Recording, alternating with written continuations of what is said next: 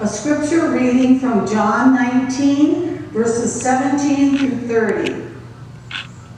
So they took Jesus, and carrying the cross by himself, he went out to what is called the place of the skull, which in Hebrew is called Golgotha. There they crucified him, and with him 2 others, one on either side, with Jesus between them. Pilate also had an inscription written and put on the cross. It read, "Jesus of Nazareth, the King of the Jews." Many of the Jews read this inscription because the place where Jesus was crucified was near the city, and it was written in Hebrew, in Latin, and in Greek. Then the chief priests of the Jews said to Pilate, "Do not write the King of the Jews."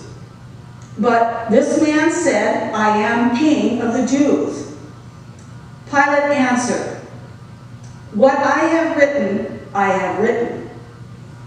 When the soldiers had crucified Jesus, they took his clothes and divided them into 4 parts, one for each soldier.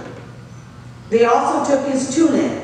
Now the tunic was seamless, woven in one piece from the top. So they said to one another, "Let us not tear it, but cast lots for it to see who will get it."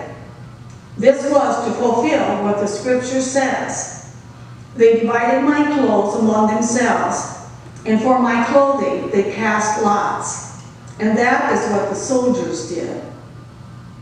Meanwhile, standing near the cross of Jesus were his mother and his mother's sister, Mary, the wife of Clopas, and Mary Magdalene.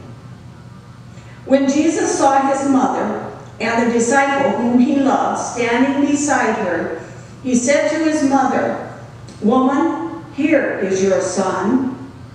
Then he said to the disciple, "Here is your mother."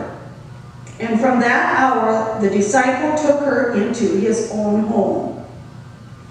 After this, when Jesus knew that all was now finished, he said, in order to fulfill the scripture, "I am thirsty."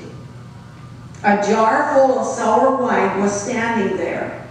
So they put a sponge full of the wine on a branch of hyssop and held it to his mouth. When Jesus had received the wine, he said, "It is finished." Then he bowed his head and gave up his spirit. The Gospel of the Lord.